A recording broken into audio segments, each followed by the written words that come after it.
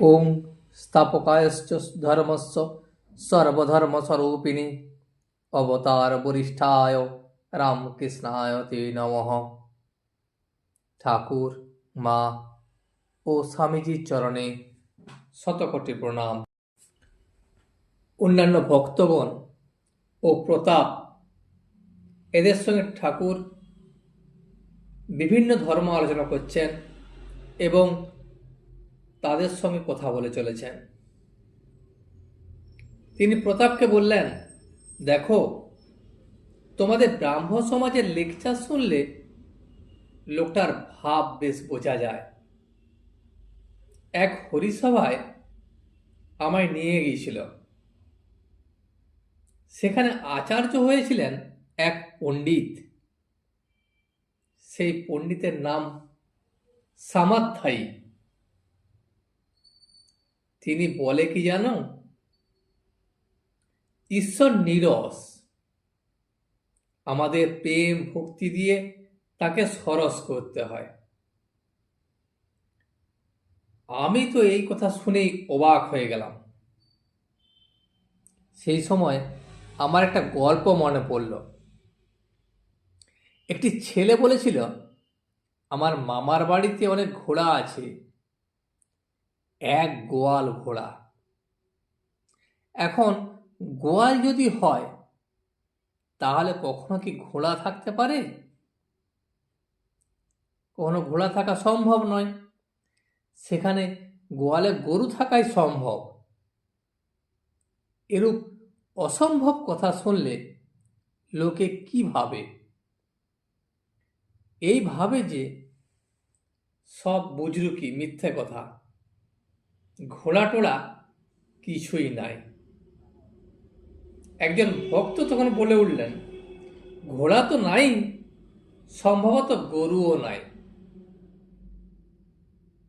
ঠাকুর আবার বললেন, দেখো দিকিন, যিনি রস স্বরূপ তাকে কিনা বলছেন নিরস।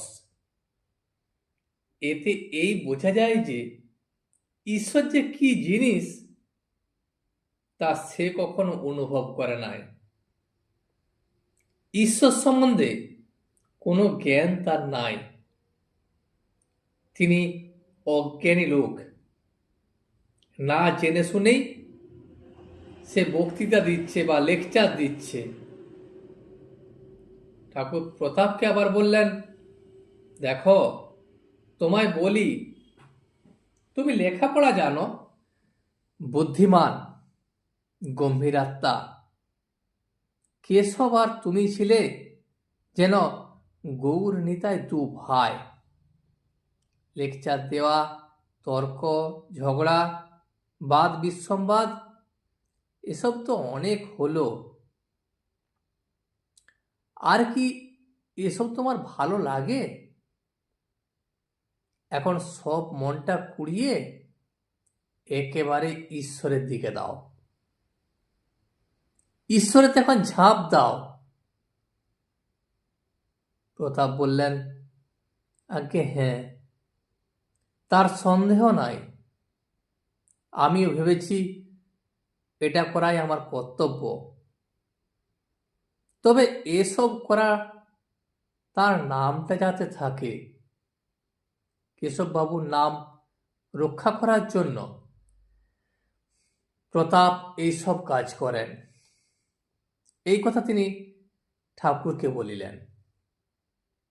ঠাকুর তখন হাসিয়া উঠিলেন এবং হাসিতে হাসিতে বললেন, তুমি বলছো বটে, তার নাম রাখবার জন্য সব করছো, কিন্তু কিছুদিন পরে এ ভাবও থাকবে না। তবে একটা গল্প বলি, শোনো। একজন লোকের পাহাড়ের উপর একখানা ঘর ছিল। ঘরটি ছোট, কুঁড়ে ঘর। অনেক মেহনত করে ঘরখানি করেছিল। কিছুদিন পরে একদিন খুব ভারী ঝড় এলো। কুঁড়ে ঘর টলটল করতে লাগলো।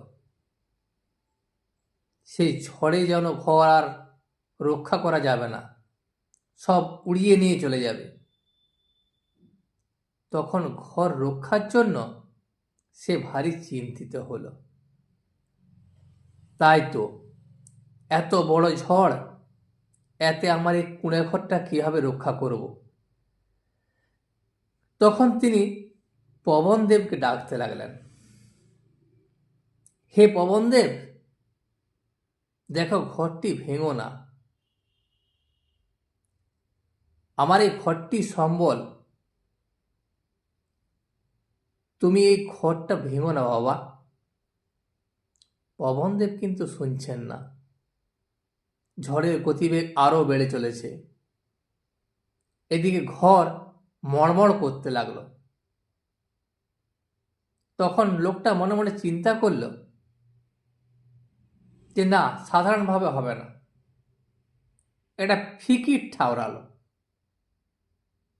তার মনে পড়ল যে হনুমান পবনের ছেলে।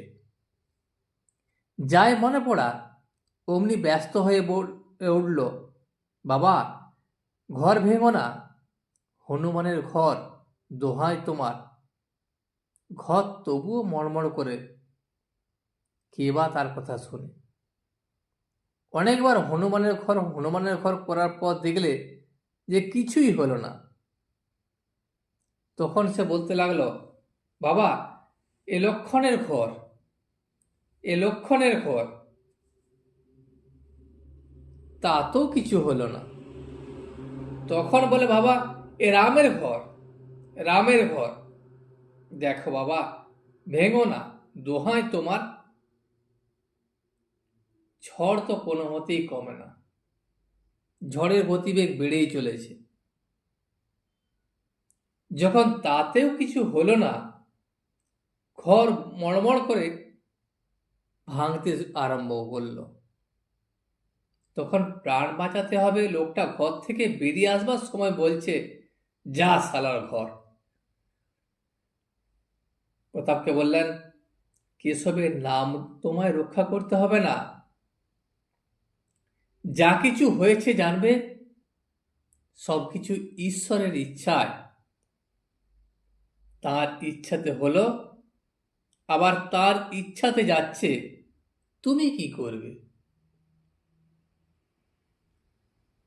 ওই যে কুড়ে ঘরটি লোকটির, সে যাই বলুক, যাই করুক, ঈশ্বরের ইচ্ছে হয়েছে ঘরটি ভাঙবে।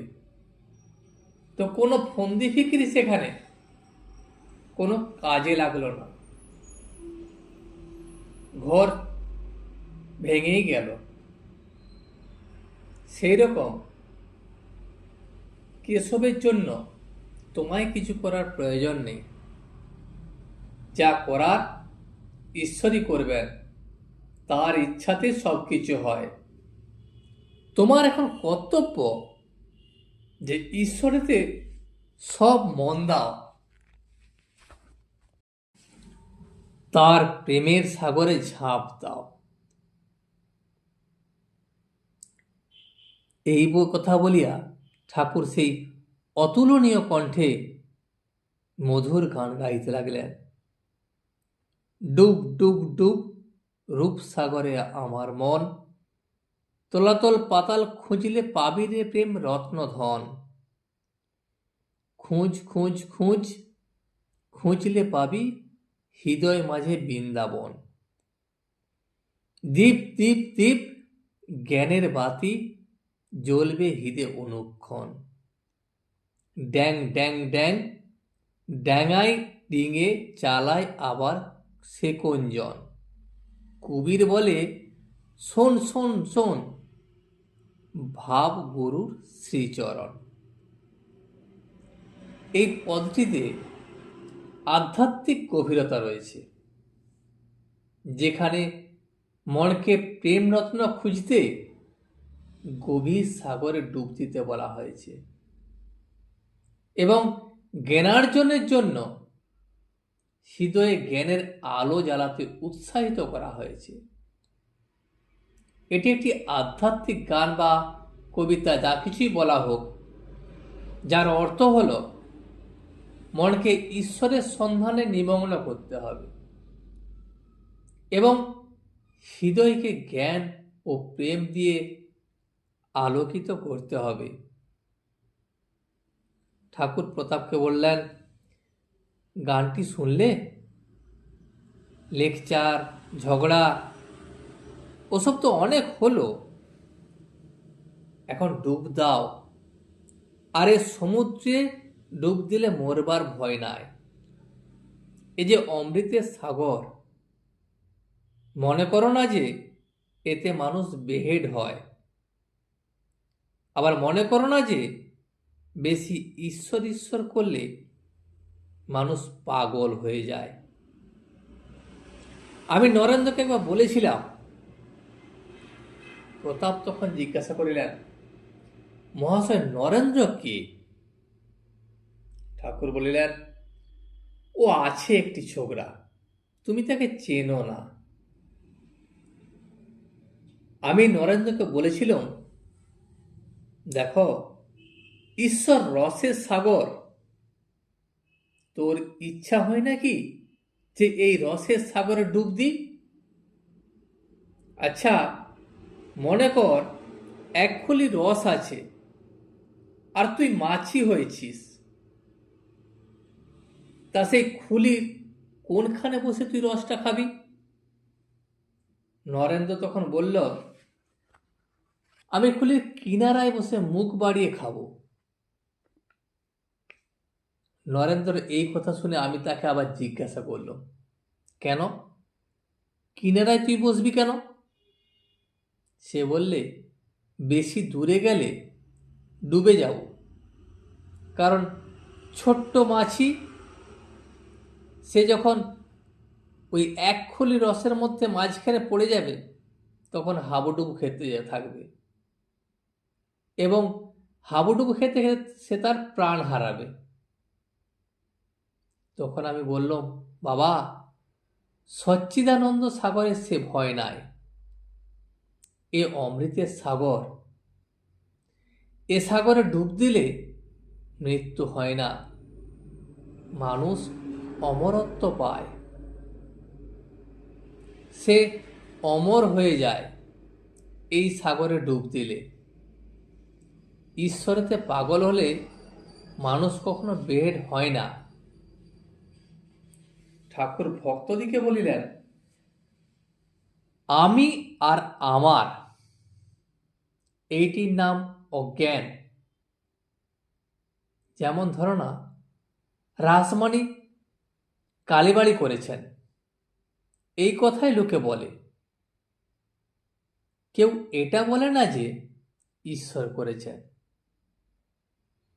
ব্রাহ্ম সমাজ অমুক লোক করে গেছেন, এ কথা আর কেউ বলে না যে ঈশ্বরের ইচ্ছায় এটি হয়েছে, আমি করছি, এইটির নাম হলো অজ্ঞান।